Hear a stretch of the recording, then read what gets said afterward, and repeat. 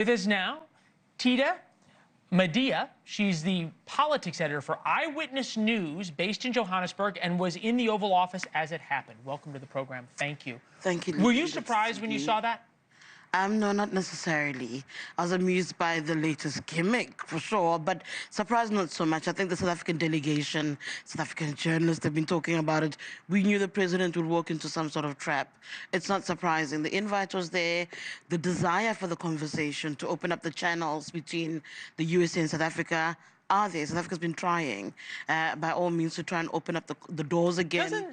And so, no one was surprised. Okay. Did we expect the lights to be turned off and a visual illustration? No, not that far. That is the new reality with Donald Trump. The issue here, I think, is an important one about what is actually happening in South Africa. Is it true that white farmers are being killed in South Africa? It's an interesting way that you've asked that question. I don't think the issue is what's happening in South Africa.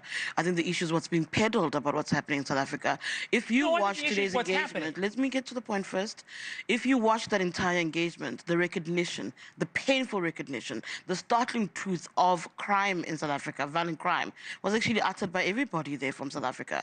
Is it targeted towards a specific group? Is it an ethnic cleansing? That's the question, right? Based on what's been said about South Africa the world over, at least people aligned to Donald Trump and Elon Musk. That's not a fact. Okay, so we don't deny that there's a lot of violent crime in South Africa, right? Across the board. Seven times the murder rate. Across the board. Okay, so the issue is whether or not, I guess, whites are being targeted disproportionately.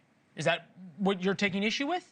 No, that would be the claim. The issue is that the claim is falsehood. White people are not being targeted, Leland. Nobody. So crime is experienced by everybody, not just white people. Was chanting, kill, kill, you have to kill to be part of a revolution, on and on. He was talking about killing blacks or killing whites? Do you need the context of what that song is? Because you can't take out the context of what that is. That is actually important. It cannot be that he's giving an instruction when that's not the fact.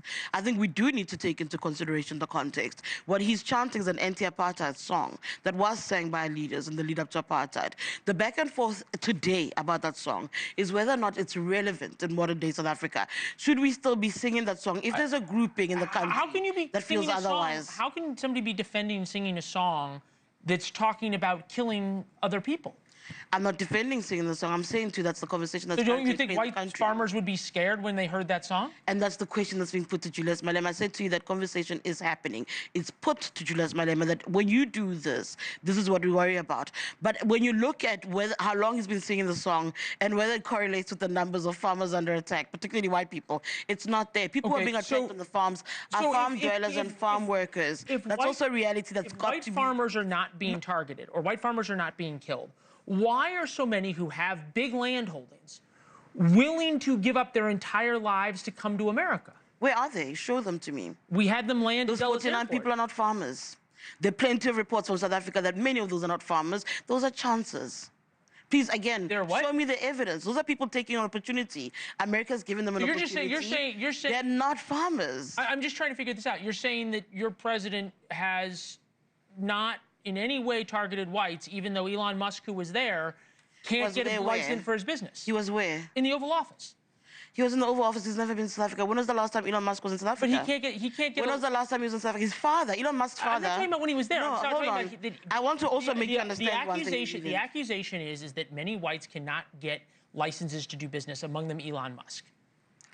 So we're being forced to undermine our transformative laws. We must be okay with a South Africa where the majority that is denied of their own land, where the majority is deprived of access to economic transformations and means of production. We must be okay and not move the needle in any way to try and fix that. We must be okay with South Africa being labeled the most unequal country in the world and not trying to do anything to rectify that.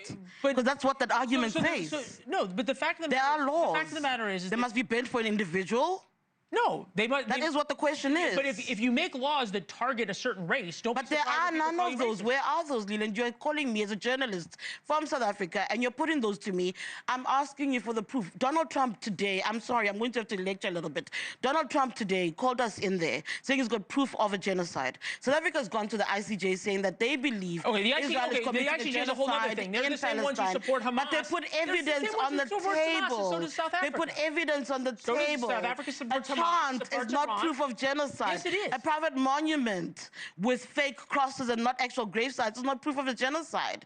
Okay. I don't believe that I'm being called in here to defend the indefensible. Those things aren't facts. Okay. Donald Trump did not put facts on the table. You say that. We obviously have the president. Thank you very much. We appreciate it. Yeah. Thank you for watching. Subscribe below and download our NewsNation app right now on your phone, and you will get fact-based, unbiased news for all Americans.